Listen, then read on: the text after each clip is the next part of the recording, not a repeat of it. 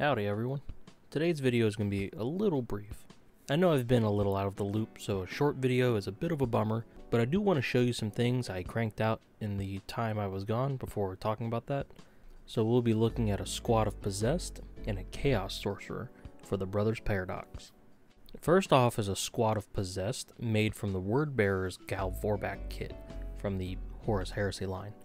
Funnily enough, this army started off in my head as like Alpha Legion mixed with Emperor's Children, but with the gradual demon focus, it's been leaning a little bit more towards Word Bearers, so using Gal Vorbak models is just kind of a funny coincidence to me. Anyways, the Gal Vorbak models are legitimately some of my favorite models in the entirety of Warhammer, right up there with the Emperor's Champion. No, not the shitty new one, this one. I've been wanting to add some Possessed to my army, and that gave me the perfect reason to pick some of these up, although admittedly, they are recasted because Forge World prices are just bonkers. When it came to converting them, I really couldn't bring myself to alter them too much, besides swapping an arm between two models. In essence, it's a really shitty conversion, but I just love the vanilla kit a lot, and sometimes that's okay. If I had to maybe change something, there's a head that I could probably switch out down the line, but even then, that's such a minor thing. You'll notice that the normal black armor panels of the army are shifted more towards a gray here. This is something that I'm experimenting on with these models. If you search for any decent miniature painter doing black armor, you'll notice that their black armor is more of a dark gray, allowing the black a bit of variation with its highlights and shadows, you know, kind of ranging anywhere from a black to a neutral gray on its highlights. My normal color scheme for the army just uses a straight Vallejo black for the panels with nothing extra done to them, which is great for speed but leaves the black areas looking a little flat. With these models, I tried pushing the black areas up to the dark gray so the recessed areas can have that black in them, giving the black armor that bit more depth I was looking for. It's a tiny bit more work, but given that both of my marine armies prominently feature black, I figured it's something I should try to do more often to make those panels less bland. Plus it still blends in with the army at a glance, so, you know. Before we move to the Chaos Sorcerer, I will say two things that are sort of related. For some reason my brain blanked completely doing these bases, and the dark marbling effect came out really like subpar. There's no variance in the veins and whatnot. It looks like just somebody spilled some black. The thing is, I've toyed with the idea of adding some blood to the squad as well.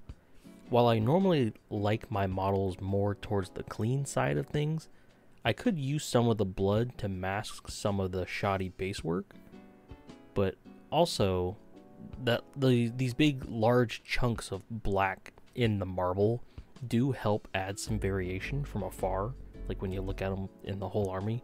So I want to see what you guys think on the matter. To blood or not to blood? I can hear every corn demon player shitting their pants right now. What do you mean no blood is an option? Blood's always an option. With that out of the way, let's look at the Chaos Sorcerer.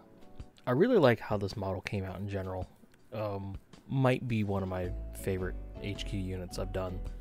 This was made from a recast of the standard Chaos Sorcerer with staff on foot. I spent about an hour one night struggling to map out an alternate pose where the staff moved to the right hand and the left hand doing some other stuff, when somebody I was talking to made a good point. If I have a staff sorcerer, why do I need another? Which really helped me get out of this little rut that I was in. He was totally right. I've got Bosphorus as a staff sorcerer on disc, but you know. So for this guy, I went for the 4-sword loadout, using a Primaris Librarian arm and a spare Thousand Sun Sorcerer arm, thanks to the massive powerhouse that is the Secret Santa Chaos Bit Box.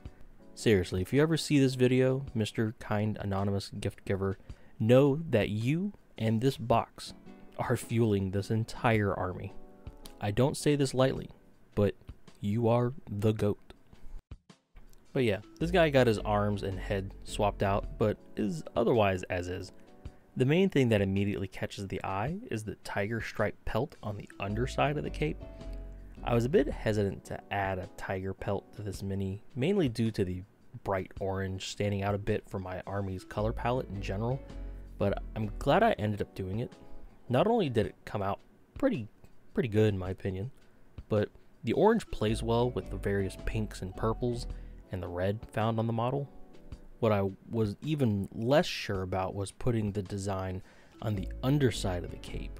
It was a bit of a shot in the dark compared to Boss Fromus's leopard print on the top side of the cape, but I felt like doing the opposite of that to give a little differentiation. Plus, I think having it only visible from the front angle helps kind of curb the overexposure of orange I think was turning me off to the idea in the first place. I also toyed with the idea of a white tiger print, but seeing as I wanted the main robes to be white, I felt like it would blend in and just kind of get lost behind the robe. Either way, I think it turned out great, and I'm slowly considering what kind of animal print I'll put on my next HQ. I think it just kind of be a running trend for the army. Maybe some more big cat patterns. Something about leopard and cheetah and tiger prints just has some kind of inherent gaudy sexuality to them, and I feel like it really helps keep the spirit of the classic Slaanesh aesthetic alive. Or maybe it just inherently reminds me of older women and MILFs, which, I mean, shit, I ain't arguing. The Force Sword has a bit of a different pattern to it that's different from my normal Exilus Galaxy style power weapons. This was the first power weapon in the army, strangely, somehow. So I wanted to try a bit of a different pattern, and I think I really fucking like it. The previous swords I've done like this for the Tuatha Dé Danann were more sporadic and hectic, like, you know, if you just took a picture of a galaxy, you know, kind of just no real structure to it.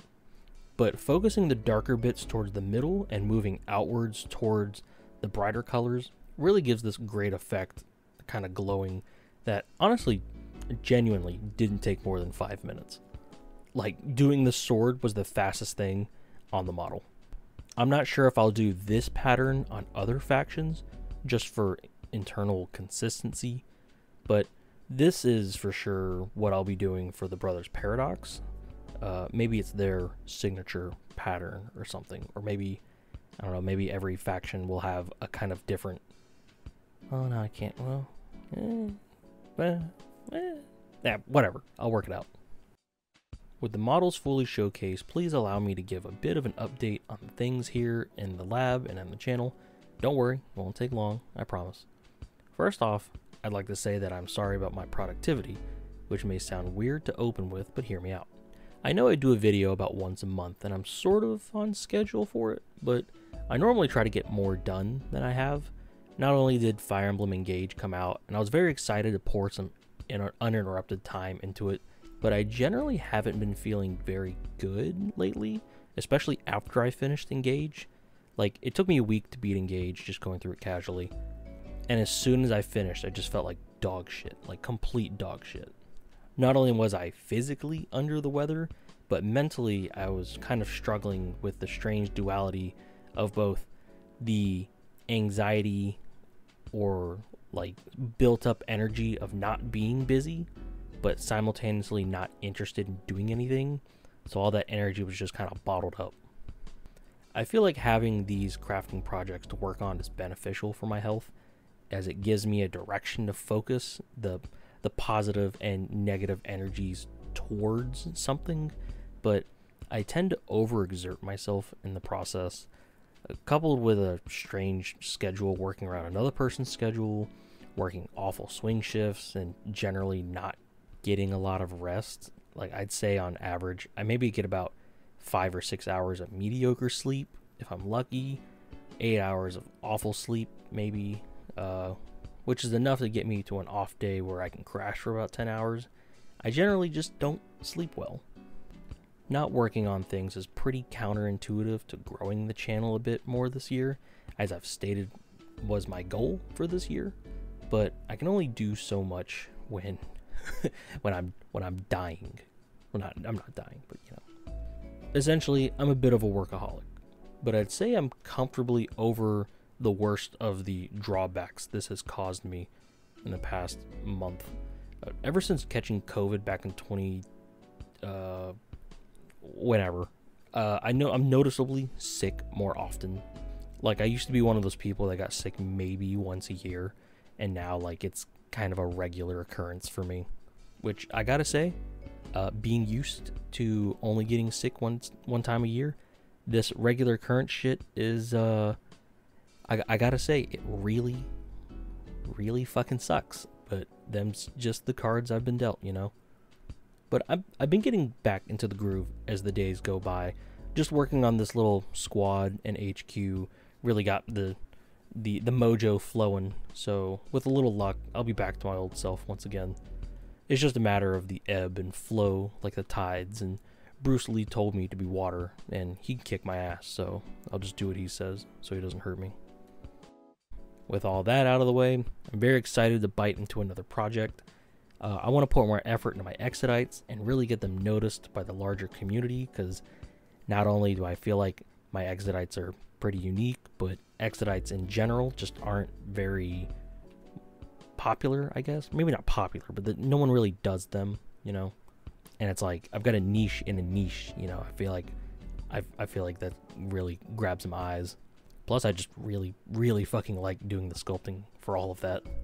I also want to do some fun hobby challenge ideas, but, I mean, every time I think of one, or I search around for ideas, it's always just like, paint X minis within Y time limit, or can I paint an army in with my ass stapled to my head, or something like that. But the well of ideas isn't really overflowing on my end, if you catch my drift. If you've got a decent idea you'd like to maybe see down the line, drop a comment or something, or reach out to me on Instagram. And of course, don't forget that I'm pretty active in the community tab too. I try to respond to every comment, but you know, if you got a cool idea, maybe I'll do it. I don't know. Anyways, guys, like I said, short video today, but I'll be seeing you guys again real soon. Take it easy.